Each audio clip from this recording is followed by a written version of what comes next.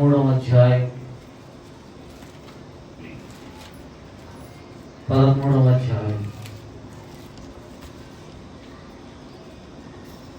24వ వచనం.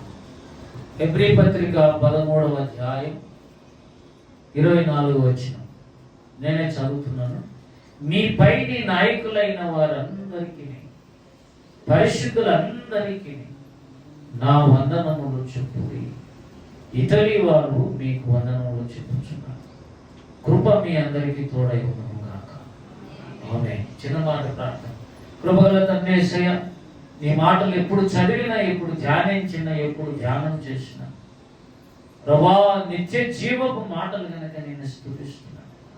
మా హృదయాల్లో వాటిని భద్రపరచండి నాయన, కలింపచేయండి. నీ మహిమార్థమై నిలబడడానికి, స్థిరపడడానికి, నడిపించబడడానికి కృప దయచేయమని ప్రార్థిస్తున్నాను. నీ తైలం కొత్తగా మరలా పోయింది నాయన. నీ మాటలు విని మేలు పొంది నిన్ను మహిమపరిచే జీవితంలోకి నడిపించమని యేసు పరిశుద్ధ నామమున బట్టి అడుగుతున్నాము తండ్రి. ఆమేన్. ప్రియులారా, హెబ్రీ పత్రిక అంటే నాకు చాలా ఇష్టం. నీకు కూడా తెలుసు. ఒకసారి నేను పిచ్చి కూడా ఏదో పెట్టాను, ప్రధాన యాజకుడిని అని. ఏమండి, యేసు ప్రభు దేవుని కుడిపార్శ్వమున కూర్చొని ఏం చేస్తున్నాడు, ఆ రెఫరెన్స్, ఆ ప్రధాన యాజకుడు అనే విషయాలు, ఇవన్నీ నేను గతంలోనే చెప్పాను. దీని మూలవాక్యాలు చాలాసార్లు తీసుకొని కూడా మీతో మాట్లాడాను. హెబ్రీ పత్రికలో కూడా యేసు ప్రభు 2 విషయాలు నొక్కి చెప్పాడు. ఏంటంటే యేసు ప్రభువే నిజమైన రక్షకుడు. అంటే 10వ అధ్యాయంలో ఆయన ఎందుకు వచ్చాడంట? దేవుని చిత్తం నెరవేర్చడానికి అని చెప్పాడు. 7వ వచనం 17, అప్పుడు నేను గ్రంథపు చుట్టలో నన్ను గూర్చి వ్రాయబడిన ప్రకారం దేవాని చిత్తము నెరవేర్చుటకు ఇదిగో నేను వచ్చినానని అంటే, వచ్చి ఏం చేశాడు? దేవుని చిత్తం చేయటం అంటే ఏమిటి అంటే, కింద అన్నాడు ఏమండి, బలులు, అర్పణలు, పూర్ణ హోమములు, పాప పరిహారార్థ బలులు నీవు కోరలేదు, నీవు అవి నీకు ఇష్టమని కాదని పైన చెప్పిన తర్వాత ఆయన నీ చిత్తము నెరవేర్చగలిగి నేను వచ్చినట్టు చెప్పుచున్నాను. ఇవన్నీ ధర్మశాస్త్రము చొప్పున అర్పించబడుచున్నవి అని మాట్లాడాడు. అంటే 12లో ఆయనకి పాపముల నిమిత్తమై సదాకాలము నిలుచు ఒక్క అర్పణ చేత ఒక బలిని అర్పించి అప్పటి నుండి తన శత్రువులను తన పాదములకు పాదపీఠము చేయవలకు కనిపెట్టచ్చు దేవుని కుడిపార్శ్వమున ఆసీనుడై ఉన్నాడు. ఒక్క బలియాగం చేశాడు, ఒక్కసారి చేశాడు. యుగముల అంతమందు చేశాడు. 9వ అధ్యాయంలో ఆ మాట ఉంటుంది. యుగముల అంతమందు. 9వ అధ్యాయము 26వ వచనం. ఆయన యుగముల సమాప్తి యందు తను తానే బలిగా అర్పించుకొనుట వలన అన్నాడు. అంటే ఎప్పుడు అర్పించుకున్నాడు ఆయన? యుగముల అంతమందు. అంటే ఒక కోవకు చెందిన యుగాలు గడిచిపోయినాయి. యుగ సమాప్తమందు యేసు ప్రభు వచ్చాడు, బలి అర్పించాడు. అందుకే తనతో రాయించిన పుస్తకం ఏంటి? యుగాంతము. దేవుని స్తోత్రం కలుగునుగా. పెళ్లి కాక ముందు ఒక రూట్ ఉంటుంది, పెళ్లి అయిన తర్వాత ఒక రూట్ ఉంటుంది. మనిషి యొక్క జీవితం చరిత్ర. పెళ్లికి ముందు అంటాడు కొన్ని, పెళ్లి తర్వాత అని మాట్లాడతాం. అంటే పెళ్ళే చాలా ప్రాముఖ్యమైన స్తంభం. అట్లనే యేసు ప్రభు ఏమంటే అంతకు ముందు ఎన్నో యుగాలు గడిచినాయి. భూమి మీదకి వచ్చి యజ్ఞం చేశాడు. తరువాత కాలంలో ఆయన పెళ్లి జరుగుతుంది. పెళ్లి తర్వాత మళ్ళీ ఎన్నో యుగాలు రాబోతున్నాయి. వాటినే ఎఫెసీ పత్రికలో రాబో యుగములలో అని చెప్పాడు. చూడండి, ఎఫెసీ పత్రిక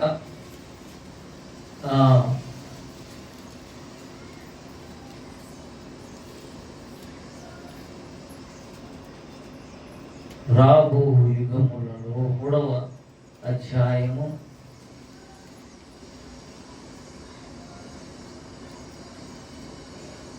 4వ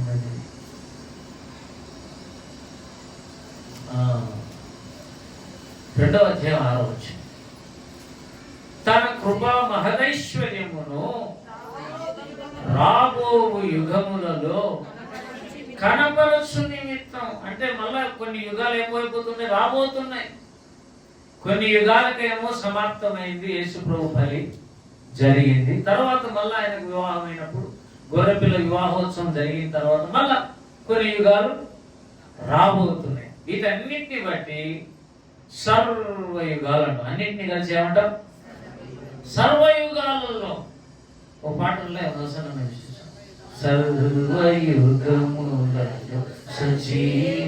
సర్వయుగాలు అంటే కొన్ని యుగాలు గతించిపోయినాయి, కొన్ని యుగాలు ఇప్పుడు జరుగుతున్నాయి, కొన్ని యుగాలు రాబోయే యుగాలలో ఆయన చేసే కార్యాలు. అంటే అన్ని కాలాల్లో ఉన్న యుగాలన్నిటికీ యేసుక్రీస్తు ప్రభు ఒక్కడే సజీవుడైన దేవుడు. హల్లెలూయా. ప్రియులారా, కనుక హెబ్రీ పత్రికలో చివరి వచనం మనం చదివాం. వాస్తవికంగా హెబ్రీ పత్రికలో 2 విషయాలని చెప్పాను కదా. ఒకటేమో ఆయన బలి కావటం, రెండవదేమో ఆయన నిరంతర యాజకుడు కావటం. ఈ 2 పనులు చాలా ముఖ్యమైనవి. చూడండి పిల్లరా, 8వ అధ్యాయం 7వ అధ్యాయం 22వ వచనం. నీవు నిరంతరము యాజకుడై ఉన్నావని ప్రభు ప్రమాణము చేశాను. ఆయన పశ్చాత్తాపడ్డని ఈయనతో చెప్పిన వారి వల్ల ప్రమాణపూర్వకంగా యాజకుడు, ఆయన రక్షకుడు, యాజకుడు. ఈ 2 పదాల్లో మొత్తం ఉందండి. దేవుని సంకల్పం అంతా ఉంది. బలేమో ఒకసారి చేయాలి, కానీ బలి చేసిన తర్వాత ఆ బలి రక్తం తీసుకుని ఆయన 9వ అధ్యాయంలో 14వ వచనంలో పరిశుద్ధ స్థలంలోకి ప్రవేశించాడు కదా.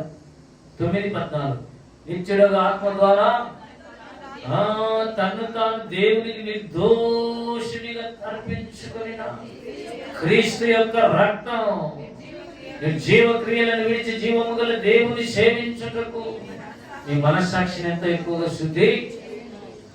యేసు ప్రభు యాజకుడు. యాజకుడైన వాడు ఎవడైనా కూడా ఏం తీసుకుని వెళ్ళాలి? లోపలికి రక్తం తీసుకుని వెళ్ళాలి. ఇక్కడ ఆయనే బలి కూడా, బలి అర్పించింది కూడా ఆయనే, రక్తం చిందించింది కూడా అని. ఆ రక్తం తీసుకొని ఆ ప్రధాన యాజకుడు దేవుని పరిశుద్ధ స్థలంలో ఆయన ప్రవేశించాడు. దేవుని స్తోత్రం, హల్లెలూయా. కాబట్టి హెబ్రీ పత్రికలో 2 విషయాలు చెప్పాయి. ఏంటది?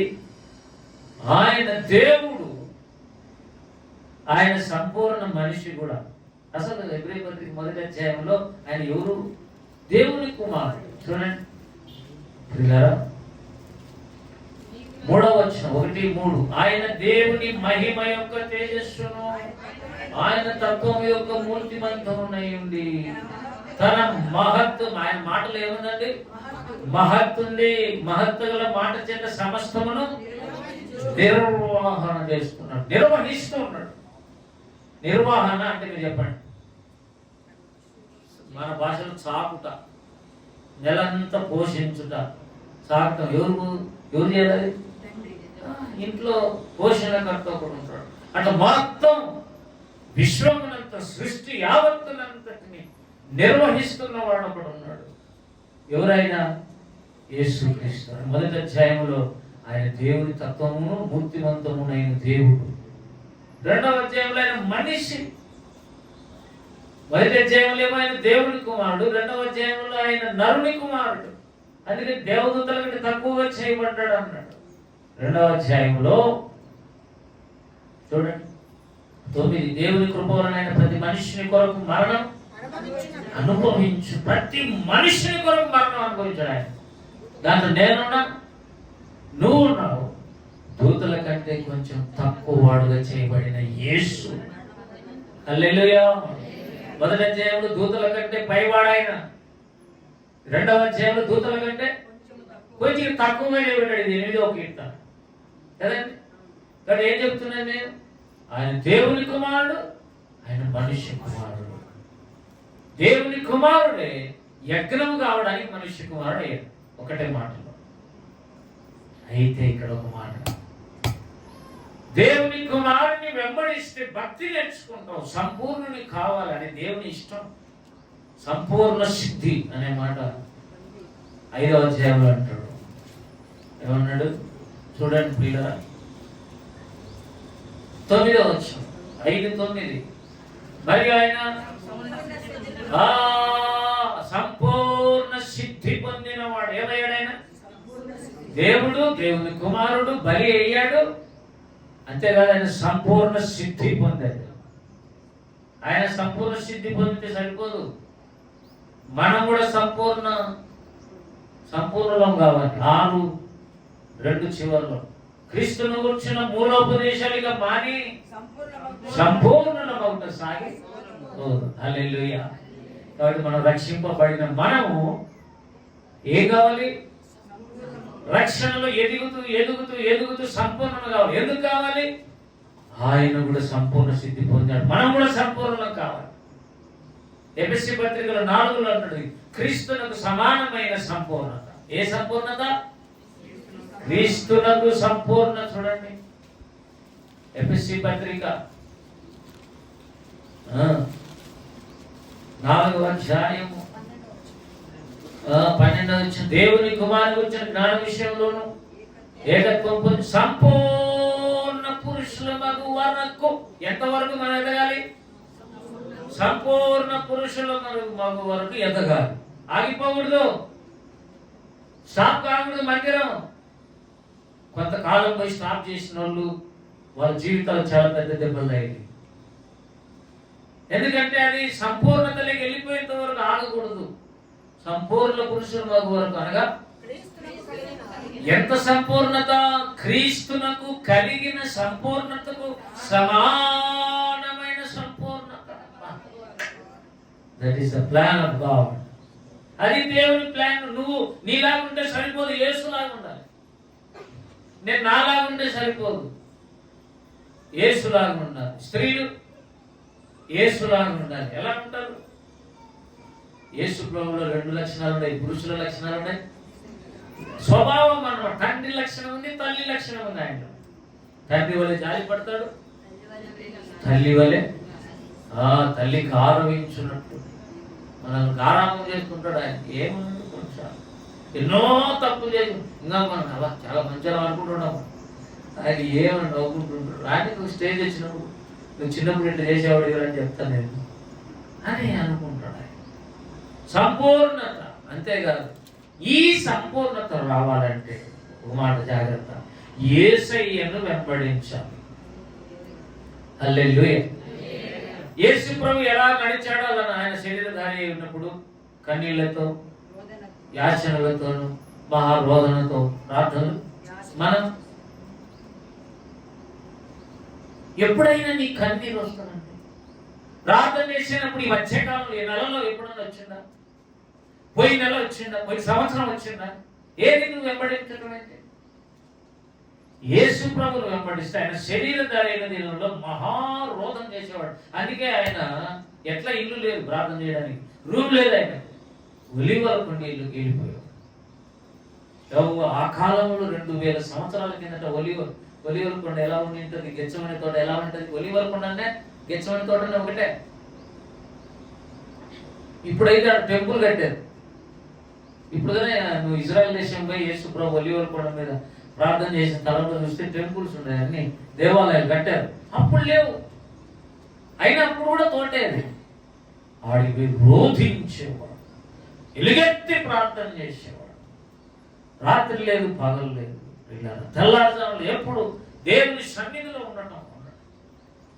ఆయన వెంబడించాలంటే అనేక విషయాల్లో సరిగ్గా లేకపోతే కనీసం స్ట్రిక్ట్ గా ప్రార్థనలో వెంబడించాలి. ఏ విషయంలో యేసుప్రభుని ఫాలో కావాలి? యేసుప్రభులాగా ఫాలో కావాలి, మోకరించాలి. నేను మోకరించి ప్రార్థన చేసేవాడు. మోకరించి ప్రార్థించగా, మోకరించి ఎలా చేయమంటాడు ప్రార్థన?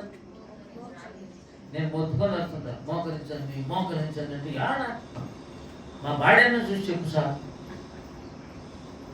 ఈ యవన కాలంలో నీ మోకాళ్ళ మీద ఉండకపోతే, నువ్వు ముసలోడు అయినాక, ముసలాను అయినాక, మోకాళ్ళు సొట్టలు తిరిగినాక, కాళ్ళు వంగకుండా ఉన్నప్పుడు ఏం ప్రార్థన చేస్తావు? ఒక ఆయన పేరు నాకు మధ్యకి నోట్లోనే ఉంది, రాలేదు. ఆయన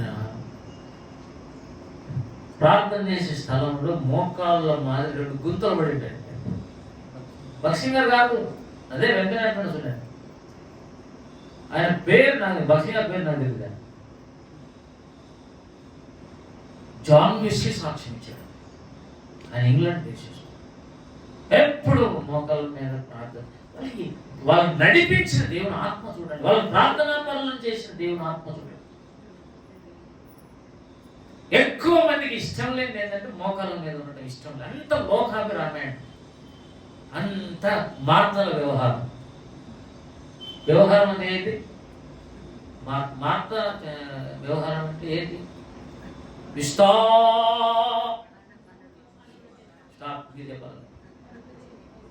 విస్తారమైన పనులు, ఇంట్లో పనులు, ఈదిలో పనులు నువ్వే ఎత్తాలి, అన్ని ప్రాడకాలు నువ్వే ఎత్తాలి, ఇంట్లో ఊడ్చాలి, నువ్వే తుడ్చాలా, ఇదే పని. నీకు ప్రార్థన చేయవా?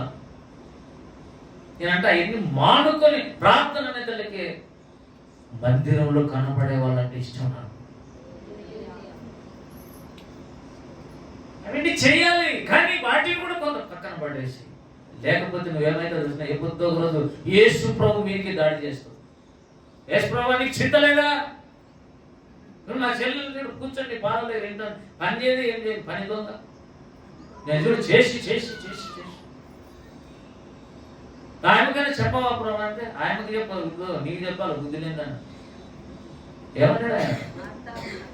విస్తారమైన పనులు చేత నీవు అసలు దిక్కు తెలియకుండా చూడండి. లూకా 10:38, లూకా సువార్త 10వ అధ్యాయం 10:38లో 40 అందుకు ప్రభు, మార్తా మార్తా, నీవు అనేకమైన పనులను గురించి విచారము కలిగి తొందరపడుచున్నావు, కానీ అవసరమైంది ఒక్కటే. నువ్వు అనవసరమైనవి ఎన్ని పెట్టుకున్నావు మీద? చాలా పెట్టుకున్నావు, ఒకటి కాదు, ఎన్ని? విస్తారమైన పనులు, అనేకమైన పనులు చేస్తావు కానీ ప్రార్థన చేయవు. అనేకమైన పనులు చేస్తావు కానీ, నేను చాలా మందిని గమనిస్తున్నాను, సెకండ్ సాటర్డే మానేశారు. రేపు పొద్దున ఏదైనా నీవు కష్టపడి దేవుని దగ్గరికి వచ్చి ప్రభు అంటే అంటాడు ఆయన, నేను పిలిచినప్పుడు నువ్వు రాలేదు, నువ్వు పిలిచినప్పుడు నేను కూడా. ఏం నేర్చుకుంటున్నావు? భక్తి. అసలు నాకు ఆశ్చర్యం, నమ్మి బాప్తిసం పొందిన వారు రక్షింపబడి ఈసారి బ్యాచ్ నేను చాలా ఆశ్చర్యచకితున్నాను. బాప్తిసం ఇచ్చిన వాళ్ళు ఎప్పుడు లేదు ఇట్లా బ్యాచ్. సంవత్సరాలకు ఒక్క ఆదివారం పోతే బాధపడిన రోజులు ఉన్నాయి. ఇప్పుడు నెలలోనే ఒక 2-3 ఎగరు కొడుతున్నారు. ఏమంటే నీ పనులు చెప్తావు. ఏమి కాదు నీ పనులు, నీ పని ఇట్లే నువ్వు ఉంటావని తెలిసింది. అసలు నేను బాప్తిసం ఇయ్యను, ఎందుకంటే నిన్ను ఎత్తుకొని ప్రార్థన చేయొద్దు జీవితకాలం అంతా. నువ్వు బాప్తిసం ఇచ్చినందుకు లెక్క చెప్పొద్దు నేను దేవునికి. లెక్క తక్కువైనా పర్వాలేదు, బాగానే ఉందాము. అందుకే ఇప్పుడు చాలా మంది అడుగుతున్న బాప్తిసం నాకు ఎప్పుడు ఇస్తారు, ఎప్పుడు ఇస్తారు. శివ భార్య అయితే కదా జనవరి 1వ తారీఖు నుంచి కాదు, అట్లా తోలకి ఇవ్వాలి. చేసేది ఇష్టం, ఆ చర్చి వేది, ఈ చర్చి వేది, అక్కడ డబ్బులు పంపించి ఎక్కడన్నా పంపించుకో. అసలు నువ్వు తండ్రి దగ్గర నేర్చుకోవాలంటే మాత్రమే ఒక పద్ధతిగా ఉంటుంది. ఆత్మీయ తల్లిదండ్రులు స్పిరిచువల్గా కూడా ఉంటారు. నీకు నా బాప్తిసం ఇచ్చిన వాళ్ళకి నువ్వేం చేయాలి? లోపడాలి. చాలా మేము ఇట్లా పెరగల. మమ్మల్ని పెంచ వాళ్ళు ఎంత స్ట్రిక్ట్ రూల్స్ అంటే అంత స్ట్రిక్ట్ రూల్స్. పాత నిబంధన బోధకులని కాదు స్ట్రిక్ట్ రూల్స్ అంటే. చాలా జాగ్రత్తగా పెంచి ప్రేమను చూపిస్తుంటారు. మళ్ళీ కొన్ని స్థలాల్లో ఎందుకు రాలే అసలు ఈరోజు చెప్తున్నా. అందరూ ఉండండి, అప్పుడే పోతుంది. అయిపోయిన తర్వాత 2 ఫ్యామిలీస్తో నేను మాట్లాడాలి. వస్తే పద్ధతిగా ఉండాలి. పిల్లరా, వాక్యం వినటం వదిలేసి వెళ్ళిపోవటం కాదు. అమ్మా అయిపోయింది ఆదివారం కాదు. నువ్వు ఏం నేర్చుకున్నావు, ఎంతవరకు ప్రాక్టీస్ చేసావు, ఎంతవరకు సాధన చేసావు. నేనేం చెప్తున్నాను, యేసుని వెంబడిస్తే ఏమైతే మనం సంపూర్ణమైతాం. అయితే మూలవాక్యం ఏంటి? హెబ్రీ పత్రిక 13వ అధ్యాయము, మీ పైన నాయకులైన వారి అందరికీ అట. అంటే అర్థం ఏంటి?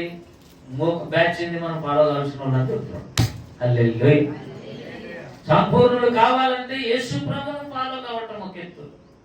ఆయన దేవుని కుమారుడు భూమి మీద ఆయన అడుగుజాడని మనం పట్టుకొని నడవాలి, నిజమే. కానీ ఇంకొకరు ఉన్నారు. ఎవరు? నీ పైనే నీకు ఒక లీడర్ ఉన్నాడమ్మా. ఏం రాలేదంటే నేను ఇంతే సార్, అడిగిన పోతే వారం రోజులు. అదే నాకు దేవ సేవకునికి ఇచ్చే ఆన్సర్. అంతే, నేను ఇంతే అంటావా? నువ్వు అంతే అయితే నేనైతే ప్రార్థన ప్రభావ అంగీకరించి నేర్చుకుంటూ కానీ దేవుడు ఆయన కొంతకాలం సహిస్తాం కొన్ని నేర్చుకోండి. అసలు నాకు ఇంకా నేర్పాలని ఉంది కానీ నేర్చుకునే వాళ్ళు తిరిగి వస్తానే సేవకుడు కనపడితే వారానికి కనపడే వందనాలు అనలేవన్నీ నోరేసి కూర్చోనట్లే కూర్చోంటావా? విశ్వాసం నీ పనులకు ఎక్కి తిరుగుతాను ఇంట్లో బయట చర్చిలో. సేవకుడు కనపడి వేయలేవు, వందనాలు చెప్పు. ఏం నేర్చుకున్నావు నువ్వు?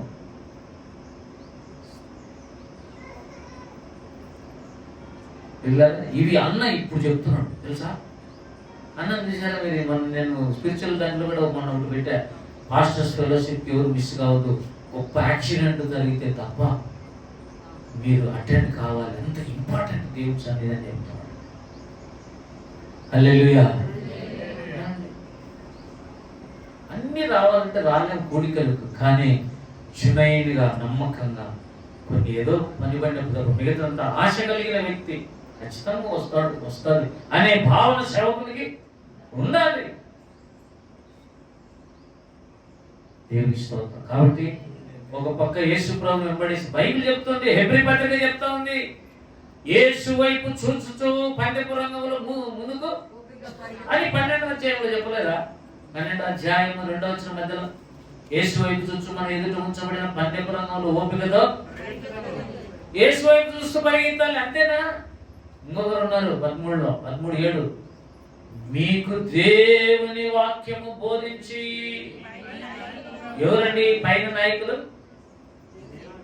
దేవుని వాక్యం నీకు తీసుకొని వస్తున్నారు, కన్నీరు గార్చి ప్రార్థన చేసి ఒక మాట నేర్పించాలని నీకు తీసుకొని వస్తున్నారు. ఏమండి? ఆ వాక్యం బోధించే వాళ్ళను పైన నాయకులకు ఏ లక్షణం ఉంటుంది? వాక్యాన్ని బోధిస్తారని అర్థం. వాక్యం బోధించే వాళ్ళే మీ పైన నాయకులు అని అర్థం. ఇంకా వారిని జ్ఞాపకం చేసుకుని వారి ప్రవర్తన ఫలమును శ్రద్ధగా, వాళ్ళ ప్రవర్తన గమనిస్తూ ఉండాలి. సేవకులు ప్రవర్తన ఫలమును తలంచుకు శ్రద్ధగా తలలు అంటే ఇంట్రెస్ట్గా వాళ్ళని గమనిస్తున్నాను. నువ్వు ఆదివారం, బుధవారం, బేస్తవారం, శనివారం సంఘక్రమాలు పెట్టాను. దన్న పని పడింది, రాలేకపోతుంది. సరే ఆదివారమే ఎవరు కొడుతున్నావు అనుకో, ఆదివారం ఏం చెప్పాలి? అయ్యా నేను ఈ ఆదివారం రాలేదు, భయంకరమైన పని ఉంది. ఆ దేవుని కంటే అత్యంత అవసరమైన ఇంట్లో వాళ్ళకి ఆరోగ్యం బాగలేదు, హాస్పిటల్లో ఉన్నారు. ఇటువంటి పనులైతే దేవుడు లేకపోతే చెప్పాలి. ఏమన్నా మొన్న మేడం పోయింది ఏంటి ఎలక్షన్ డ్యూటీ, అప్పుడు అడుగుతారు ఎవరన్నా? ఎలక్షన్ డ్యూటీ వేసినాను నేను, అడుగుతారా? కానీ మిగతా రోజులు ఆదివారం ఎట్లా పోతున్నాయి? నేను సెకండ్ సాటర్డే రావు, సండే రావు, బుద్ధి గుర్తు వస్తాం, లేకుంటే మానుకుంటాం. భద్రం 2వ రాకడ ఉంటుంది. ఆ దినము సమీపించడం కొలది మరి ఎక్కువగా సమాజంగా కూడుకోనాలి. 10వ అధ్యాయంలో లేదా ఒక్క అన్ని నేను అంతా ఎవ్రీ బతిగా అవుతుంది. చూడండి 24 మరి 24 కొందరు మానుకొనుచున్నట్టుగా సమాజంగా కూడుట మానక అంటే మనం ఏం చేస్తున్నాం? మానుకుంటారు. కొందరే, మళ్ళీ అందరు కాదు, కొందరు మానుకుంటున్నారు. కొంతమంది రెగ్యులర్గా దేవుని హత్తుకొని బైబిల్ చదివి ప్రార్థన చేసి పరిశుద్ధులతో ఇప్పుడు బాగుందండి. నువ్వు ఇష్టంగా రాకపోతే వచ్చి కూడా కష్టంగా ఏదో సేవకుడు ఏమన్నా అంటాడని వేస్ట్ అసలు. దేవుడిని అడుగు, ప్రభా నాకు ఇంట్రెస్ట్ అది పోవాలి, మందిరానికి పోవాలని ఆశ ఇచ్చేస్తే నువ్వు ఒక రాకపోయినా దేవుడు నేను ఇంటికాడ దేవుడు ప్రార్థన చేస్తాను. దేవుని స్తోత్రం. కాబట్టి మీ పైన నాయకులని ఎవరు? వాక్యం బోధించే వాళ్ళు. వాళ్ళ ప్రవర్తన ఫలాన్ని శ్రద్ధగా తలంచుకోవాలి. వారి విశ్వాసాన్ని అనుసరించే వాళ్ళు ఇంకొకరు ఉన్నారా లేదా? అనుసరించుడి అంటున్నాడా లేదా? కనబడుతుంది మనకు. దేవుని కుమారుణ్ణి వెంబడించటం నెంబర్ 1 మెయిన్. సార్వత్రిక సంఘానికి ఆయన శిరస్సు. అంతేకాదు, నీకు ఒక నాయకుడు ఉన్నాడు, చిన్నోడే కావచ్చు, అతని మాటలు ఇంటురా, నీ తల మీద దేవుళ్ళు మెండుగా కుమ్మరించబడు. హల్లెలూయా. ఇంకా అక్కడ 17 మీ పైన నాయకులుగా ఉన్నవారు లెక్క అప్పగించవలసిన వారు. ఎవరికి? మీ ఆత్మలకంటే అర్థమైంది మెయిన్. మీ నమ్మి బాప్తిసం ఎవరికి ఇస్తాడో వాళ్ళ ఆత్మలు ఏం చేయాలి? మనిషి నువ్వు చర్చిలో కూర్చుని ఒకడు అంటాడు, ఏదో రాలేదంటే వేరే పని పడింది సార్, బైబిల్ ఇసుకొని నువ్వు చర్చికి పోయినా సార్ అంటే పో. ఏది లేనప్పుడు ఎక్కడికో ఒకసారి పోవాలి. పాపం వాడు ఫోన్ చేశాడు, వినోద్ సార్ పెనుగొండలో ఉన్నాను, చిన్న ఉద్యోగం చేసుకుంటున్నాను, ఇంట్లో ఉద్యోగం లేకపోతే ఇంట్లో ఉండొద్దని మా వాళ్ళు అరిచినారు, పోయి ఉద్యోగం చేరినాను, ఇక్కడ మన చర్చి ఏదైనా ఉందా సార్ అని. లేదు కానీ వేరే చర్చి ఉంది ఆయన, అడిగో అని చెప్పి పంపించాను. హల్లెలూయా. అక్కడ రంగరాజు అని ఒక ఆయన ధర్మవరం హిందూపురంలో ఉంటాడు. ఆ చర్చి ఉందని వాడు పోతున్నాడు. అంటే ఎక్కడ లేనప్పుడు అడిగిపోవటం ఎట్లా ఉంది. ఆదివారం నువ్వు ఎలా మిస్ అవుతున్నావు? దేవుడు మాట వినకుండా నీ పైన నాయకుడి మాట వినకపోతే నువ్వు ఏమైపోయినట్టు ఇప్పుడు లెక్క. ఎవరి కంట్రోల్లో లేవని మనం అనుకుంటాం అదేదో కంట్రోల్ ఉంటే వశంలో ఉండాలి. ఏంటంటే ఇంత కంట్రోలింగ్ మా మీద, మా ఫ్రీడమ్ లేదని పిచ్చింది. భార్య భర్తకు లోబడి ఉంటేనే స్వాతంత్రం. హల్లెలూయా. దేవుని బిడ్డలు దేవుని లోబడి ఉంటేనే ఫుల్ ఫ్రీడమ్. యేసుక్రీస్తు మిమ్మల్ని స్వతంత్రులుగా చేసి ఉన్నాడు. గలతీ పత్రిక 5:1 ఏమండి? గలతీ పత్రిక 5వ అధ్యాయము. ఈ స్వాతంత్రం క్రీస్తు మనల్ని ఏం చేశాడు? స్వతంత్రంగా చేశాడు. అంటే మన వ్యక్తిగత జీవితంలో స్వాతంత్రం వచ్చింది అనా లేదా? చెప్పండి. స్వాతంత్రం వచ్చింది. నీ భర్తకు లోబడి ఉన్నంటే స్వాతంత్రం పోయిందంట లెక్క.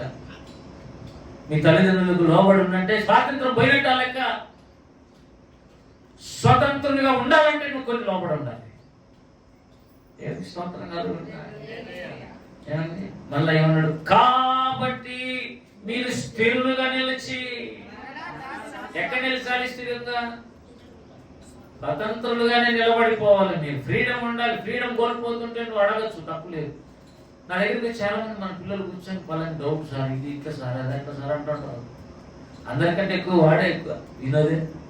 ఇదేమో ఎవరో చెప్తారు, అది ఎట్లా, ఇది ఇట్లా, ఇది ఇట్లా. అది ఆయన కొద్ది వరకు నేర్చుకుంటూ పోతాం. నేను చెప్తే ఎందుకు ఆదివారం రాలేకపోతున్నాను, మా ఇంట్లో మాకు చాలా కష్టం ఉంది లేకపోతే ఆశ. మీరు గమనించండి, మై స్పిరిచువల్ ఫ్యామిలీ రంజిత్ అన్న ఈ బాలకృష్ణులు ఎవరు ఎక్కువ పెడతారు? మీరు పెడతారు ఎక్కడన్నా? మీరు పెడతారా? మీకు 24 స్పెషల్. మీరు మీ కుటుంబాలు, భర్తలు, పిల్లలు, ఇదే లోకం. అదే కదా సార్ లోకం. మరి యేసుప్రభు పని ఉంది. కొంతమంది బాగా అబ్జర్వ్ చేస్తుంటారు, వాట్సాప్ చూస్తే టక్ టిక్కులు కొట్టే కొంతమంది అంత త్వరగా అలర్ట్గానే ఉంటారు. ఏది ఏమైనా అనుసరించాల్సిన వ్యక్తులు ఎవరు? యేసుక్రీస్తు ప్రభు ఎలా వెంబడించాలి? శిలువనెత్తుకుని వెంబడించాలి. ఆయన వెంబడించే వాళ్ళు శిలువ అంటే ఏంటి? శిలువ అంటే ఏడుంది? ఉదాహరణ క్యాథలిక్ చర్చిలో మోస్తారు సార్, గుడ్ ఫ్రైడే వచ్చినప్పుడు మోస్తారు సార్, అట్లా మనము మేనా? అది కాదు శిలువ అంటే. దేవుడు ఒక మాట చెబితే నీ అభిప్రాయం కూడా పక్కన పడేసి ఆయన అభిప్రాయం తీసుకోవాలి. శిలువ అంటే ఆయన ఇట్లా వస్తుంది బయట నుంచి కిందకి కట్టని, నీది అడ్డం ఉంటుంది. అయినా నీవు ఆయనకు లోపడ చాలా కష్టం. ఆయన అభిప్రాయాన్ని నువ్వు చేస్తావు, ఆయన కోరికని నువ్వు చేయాలి. చాలా నీకు ఇష్టం లేకపోతే కొన్నిసార్లు అయినా నువ్వు చేయి. శిలువను ఎత్తుకోవాలి, ఆయన వెంబడించాలి. నిన్ను నీవు రిజెక్ట్ చేసుకోవాలి, ఉపేక్షించుకోవాలి. కొన్నిసార్లు నిన్ను నీవే వద్దనుకోవాలి. అనితనే చెప్తున్నాను, నాకు పెద్దోళ్ళు అంటే చాలా ఇష్టం. యేసులో ఏం చెప్తే చేస్తా, పెద్దోళ్ళు ఏం చెప్తే చేస్తా. నాకంటే వయసులో పెద్దోళ్ళు ఏం చెప్పినా చేస్తాను నేను అంటున్నాను. అంత మహాప్రవక్త ముందు పెట్టుకుని ఆయనలాగా నేను తయారు కావాలనే ఆలోచన ఎవరికి? అందరి దగ్గర రంజిత్ సెట్ మొత్తం 8 పుస్తకాలు, ఇంకా చాలా ఉన్నాయిలేండి, 22 ఉన్నాయి. 8 పుస్తకాలు నా దగ్గర ఉన్నాయి. వాళ్ళు చేతులు 1 2 3 4 5 ఇంకా 1 2 కనపడదు. మిగతా వాళ్ళందరి దగ్గర ప్రవక్త వద్దా? మీకు ఏ మినిస్టర్ ఉన్నారు? మేము ఆ మినిస్టర్ ఉండగా ఆయన ఎక్కర్లేదు అంటారా? బైబిల్ చదివిన ప్రతి ఒక్కరూ ఆయన చదవాలనే దేవుడు పరలోకం నుంచి పంపించిన గ్రంథాలు అవి. దేవుడి స్తోత్రంగా నేను అన్ని చదువుకుంటాను. మన పుస్తకాలు అన్నీ కాదు. ఈ వారం అంతా ఎవ్రీ పత్రిక మొత్తం ఒక్కటే రోజు అంటే ఒక 2 రోజులు వచ్చింది. జాబ్ పుణ్యాన్ని మొత్తం మళ్ళా ఎవ్రీ పత్రిక ఇంగ్లీష్లో ఎంత బాగుందండి. దేవుడి స్తోత్రం కలుగుతుందిగా. కూర్చోండి అన్న, కూర్చోండి. ఎందుకు నిలబడినా మీరంతా? ప్రియులారా, ఏం చెప్తున్నాయి? యేసు ప్రభువును అనుసరించాలి. ఆయన కొన్నిసార్లు చాలా పెద్దగా దూరంగా కనపడ్డాడు. కనీసం పైన వాళ్ళను నాయకులను గమనిస్తాం. వీళ్ళిద్దరిని వెంబడిస్తే సంపూర్ణ స్థితిలోకి పోతాం. అది మిస్టరీ. దేవుని స్తోత్రంగా ఊరికే పోము సంపూర్ణ స్థితిలోకి. ఏముండాలి? 5వ అధ్యాయంలో, ఎబ్రీ పత్రిక 5వ అధ్యాయంలో ఏముండాలి? చూడండి 8వ వచనం. ఆయన కుమారుడై ఉండి తాను పొందిన శ్రమల వల్ల విధేయత, అంటే విధేయత అనేది ఒక రోజులో రాదని చెప్పు. నేర్చుకోవాలంటే ఎన్ని రోజులు పడుతుంది? డ్రైవింగ్ నేర్చుకోవాలంటే ఒక 1 నెల రోజులు. ఏదైనా ఈత నేర్చుకోవాలంటే ఒక 1 నెల రోజులు. విధేయత నేర్చుకోవాలంటే కనీసం 2-3 ఏళ్ళు. రక్షింపబడిన కొత్తలో నువ్వు నేర్చుకోవాలి. డెలివరీ చెప్పింది చేస్తున్నారంటే మాట్లాడు. నువ్వు ఎదిగిన తర్వాత డౌట్లు వస్తాయి. ఎందుకు ఇట్లా చేయమన్నారని అప్పుడు డౌట్లు వస్తే అప్పుడు వేరే సరే ఎదిగింటావు కాబట్టి చెప్తాను. అంతకుముందు ఏం కావాలంట? శ్రమల వల్ల విధేయత నేర్చుకోవాలన్న. దేని వలన చెప్పండి? శ్రమలు రావని చెప్తున్నాడా యేసు? యేసును నమ్ముకునే తర్వాత ఏమొస్తాయని చెప్తున్నాడు? అవి వస్తే ఏం నేర్చుకోవచ్చు? విధేయత నేర్చుకుంటే ఏమవుతావు? సంపూర్ణ. హల్లెలూయా. ఈ సంపూర్ణులైన వాళ్ళకే సింహాసనం. కొన్నిసార్లు నిర్లక్ష్యం వస్తాయి. పోయిన వారం నేను చెప్పిన దేంట్లో చేయదని చెప్పడం 12వ అధ్యాయంలో ఏమండి? ఎవ్రీ పత్రిక 12వ అధ్యాయం నేను చెప్పటం ఎవరి గురించి? ఏమండి? ఏశావు గురించి చెప్పినాను నేను. నిర్లక్ష్యం అనేది నేను ఫస్ట్ వీని పనులు పాపం ఏంటి తెలుసా? ఏశావులు ఉండే పాపం ఏంటి? వ్యభిచారం కాదు, భ్రష్టత్వం కాదు. ఏముంది? నిర్లక్ష్యం. అమ్మా నాయన చెప్పినది ఏంటి? అజయుడు. జ్యేష్ఠత్వ హక్కేమో ఆ మనిషికి అది ఇంపార్టెంట్ లేదు, ఇతనికేమో ఇంపార్టెంట్. అంటే పుట్టుకతోనే సంక్రమించినవి కూడా ఒక పూట కూటికలు వాటిని వదిలేసి. ఏశావులో ఏముంది లోపల? నెగ్లిజెన్స్. అందుకే ఇంత గొప్ప రక్షణ, ఒక చిన్న నిర్లక్ష్యం ఎంటర్ అవుతానే విషయం స్టార్ట్ అయింది. నేను అందుకే లేకుంటే మీరు చెప్పండి, ఒక అర్ధగంట లేట్కి వస్తే ఏమైందండి చర్చికి? ఏం కాదు. నిజంగా నీకు ఏదో పని పడి ఒక అర్ధగంట రాలేదంటే ఏమన్నా, కానీ 15 నిమిషాలు లేట్గా సార్లు వస్తుంటే ఏం పని చేస్తుందని అర్థం. నిర్లక్ష్యం. సార్ల దగ్గర స్టూడెంట్ నిర్లక్ష్యం ఉంటే ఏం చేస్తారు వాళ్ళు? ఏం చేస్తారు? మీరు ఎంత నవ్వుతున్నారు కానీ చెప్పకుండా. ఎందుకంటే అసలు సారే నవ్వుతున్నాడు. ఎవరు? స్వరూపుడు సారే కదా. ఏం చేస్తాం? ఖచ్చితంగా వాళ్ళకి అది నేర్పడానికి ప్రయత్నం చేస్తాం. దేవుని స్తోత్రం కలుగుతుంది.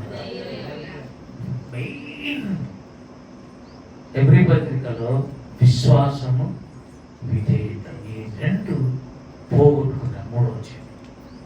అందుకే వాళ్ళతో దేవుడు ఏమనంటే, వాళ్ళు నా విశ్రాంతిలో నా అన్నశక్తి. చూడండి, హెబ్రీ పత్రిక 3వ అధ్యాయము 18. తన విశ్రాంతిలో ప్రవేశింపరని ఆయన ఎవరిని గురించి ప్రమాణం చేశాను? అవిధేయులను వారిని గురించి కదా. అంటే ఎందుకు ప్రవేశింపలేకపోయారు? అవిధేయత ఉంటే ప్రవేశింపలేదు. బాగా మధ్య పెట్టుకోండి. రెండోది, అవిధేయత ఎందుకు వచ్చింది అంటే లోపల విశ్వాసం లేదు కదా. అసలు విశ్వాసం అంటే ఏంటి అంటే నమ్మిన దానికి లోపడతావు, నమ్మకపోతే ఏం లోపడతావు? అందుకే విధేయత ఇప్పుడు దేన్ని ఫాలో అవుతుంది? విశ్వాసాన్ని ఫాలో అవుతుంది. హల్లెలూయా. విశ్వాసమునకు తండ్రి ఎవరు? అబ్రహాం. అబ్రహాం కొడుకు ఎవరు? ఇస్సాకు. ఇస్సాకు ఎవరు? విధేయుడు.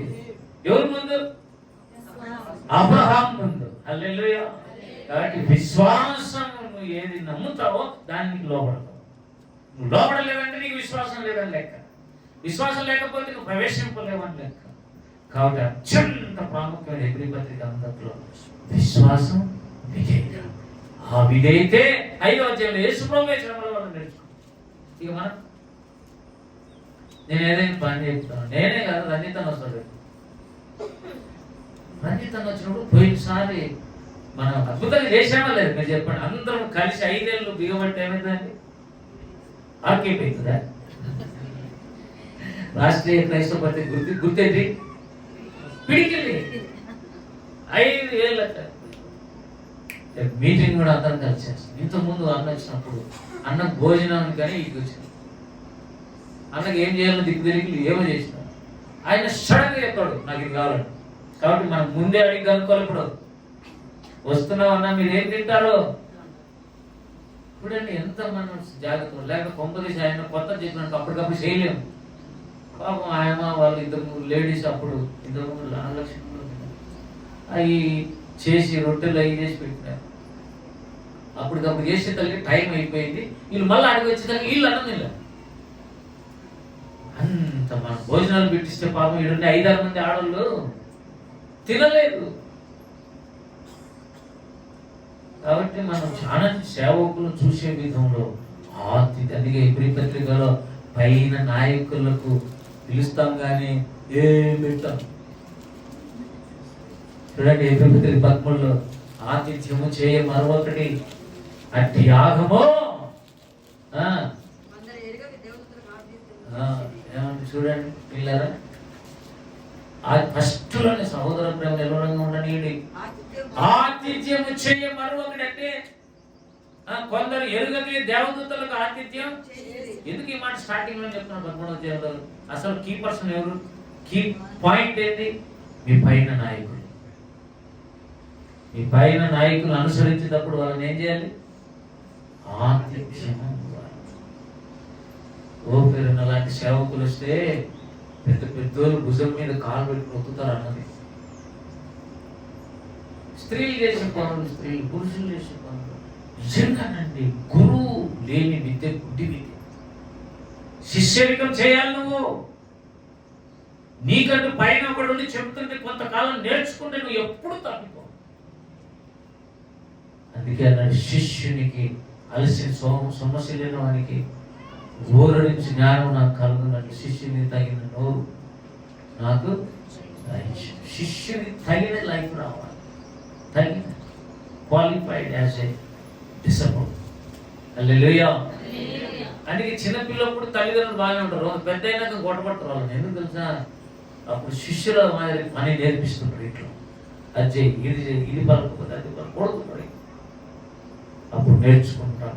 యవ్వన కాలం వచ్చిన తర్వాత తండ్రి లెవెల్లో ఉండడానికి ప్రయత్నం, తల్లి లెవెల్లో ఉండడానికి ప్రయత్నం చేయాలి. దేవుని స్తోత్రం కలుగునుగా. ప్రార్థన ప్రేయర్ అయిపోతే కదా మన పరిగెత్తకూడదు. ఇళ్ళకు కొద్దిగా అవి ఇవి ఎత్తి చేసి ఏమైనా పనులు ఉన్నాయి దేవుని మందిరంలో. మొదట ఆయన ముఖ్యం, తర్వాత మనకు దేవుడు ఏదైనా ఆశీర్వాదం చేయాలంటే ఆయన పని చెయ్యాలి. ఆయన గొప్ప దేవుడు అనే భావన నీకు లోపల. దేవుని స్తోత్రం కలుగును. 13 అన్నాడు ఆతిథ్యం చేయమరవద్దు అని. ఇమీడియట్ గా 4లో వివాహం అనే విషయంలో ఘనమైందని కూడా చెప్పాడు. వైవాహిక జీవితాన్ని చాలా పవిత్రంగా కాపాడుకోవాలని చెప్తున్నాం 13వ అధ్యాయంలో. అంటే సంపూర్ణతకి ఇది చాలా ముఖ్యమైనది. వీళ్ళిద్దరిలో ఏ ఒక్కరు అలిగినప్పుడు ప్రార్థన చేయలేవని. భార్య కానీ భర్త కానీ అలిగినారనుకో ప్రార్థన కాదు. కాబట్టి వైవాహిక జీవితం పవిత్రంగా కాపాడు, వివాహ జీవితం పరిశుద్ధమైందని దేవుడే చెప్తున్నాడు. 5లో ధనాపేక్ష లేని వారై మీకు కలిగిన వాటితో ఏమున్నది తృప్తి, సాటిస్ఫాక్షన్ ఎక్కడికండి? సాటిస్ఫై కావాలంటే నీకు భారతదేశం రాసేయాలన్నా? ఎంతవరకు కాదు? మన జగన్మోహన్ రెడ్డి ఒక మాట, మన సీఎం, మీరు మొత్తం అంతా మీ ఆస్తులన్నీ కోర్టులో అటాచ్ చేసే మీకు ఏముండదు భవిష్యత్తులో అని ఎప్పుడో కొన్నేళ్ళ కిందట ఆయన తట్టాను. అన్ని పోతే పోనీయండి. మా నాయన కట్టించిన ఇల్లు ఉంది, అంత టయానికి భోజనం చేయడానికి అయితే చాలా మాటలు కాదు. హల్లెలూయా. ధనాపేక్ష అనేది ఎక్కడికి సరిపోతుంది? ఎంత కావాలి నీకు? ఏం కావాలా నీకంటే శక్తి? దేవుడిని అంటాడంట నీ దగ్గర ఎంత ఉంది అంటే ఉంటే అంత ఊసిపోతుందా? చాలా మంది తత్వం చెప్తున్నాడు సైకిల్. ఏం దొరికితే అది తీసుకుపోదామని ప్లాన్ అంటే దేవునికి కానీ దైవజనులకు కానీ వేరే పనులకు కానీ ఏమైనా అంటే ఇక మీరంతా నాకు అది కాదు. అర్థం ఎప్పుడు కూడా ఇచ్చే మైండే మంచిది. హల్లెలూయా. తీసుకున్న మైండ్ కంటే ఏమండి. కాబట్టి ఇవన్నీ చాలా ఉన్నాయి, మీరు ఇంటికి చదవండి. మొత్తం మీద యేసు ప్రభువును వెంబడించటం మీ పైన నాయకులు వెంబడిస్తే హెబ్రీ పత్రికలో ఉన్న సంపూర్ణ సిద్ధి. ఇక్కడ ఒక మాట చూస్తాను 12:23 పరలోకమందు జ్యేష్ఠుల సంఘం అనే ఒకటే, వారి మహోత్సవం అనే ఒకటే, అందరి న్యాయాధిపతి అయిన దేవుని యొక్క అనే ఒకటే, సంపూర్ణ సిద్ధి పొందిన నీతిమంతుల ఆత్మల యొక్క ఉన్నారా లేదా? ఒక గుంపు ఉందా లేదా? ఒక గ్రూప్ ఉందా లేదా? WhatsApp group. ఏ గ్రూప్? వీళ్ళు సంపూర్ణ సిద్ధి పొందిన ఆత్మలు కొంతమంది పరలోకంలో ఉన్నారు. What about you? బైబిల్ చదవబుద్ధి కాదు, ప్రార్థన చేయబుద్ధి కాదు. చూసుకో 24 గంటలు సెల్ ఫోన్. అది మెల్లగా ఏం చేస్తుందంటే విషయం లోపలికి తీసుకుంటాం. అపవిత్రమైన తలంపులతో నింపబడతాను. దేవుడిచ్చి విజయాన్ని పోగొట్టుకునే అవకాశం ఉంది. భద్రం. సెల్ ఫోన్ ఎక్కడికి వాడాలని అక్కడికి వాడాలి, లేకపోతే డివేట్ చేసి నీ భక్తిని డివేట్ చేస్తారు, నీ చదువును డివేట్ చేస్తుంది, నీ ఆత్మీయ జీవితాన్ని పాడు చేస్తుంది, నీ ఆరోగ్యాన్ని పాడు చేస్తుంది.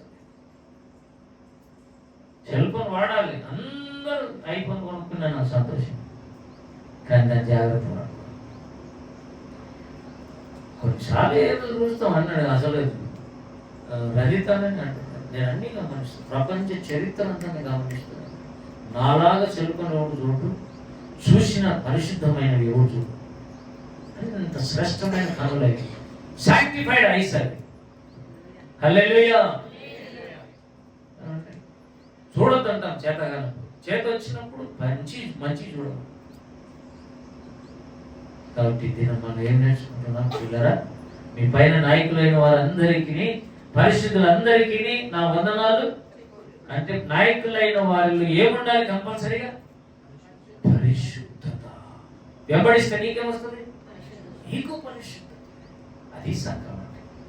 అది హెబ్రీ పత్రిక రాసినటువంటి మూలాంశం. పరిశుద్ధులందరికీ పౌలు రాసినటువంటి మూలాంశం.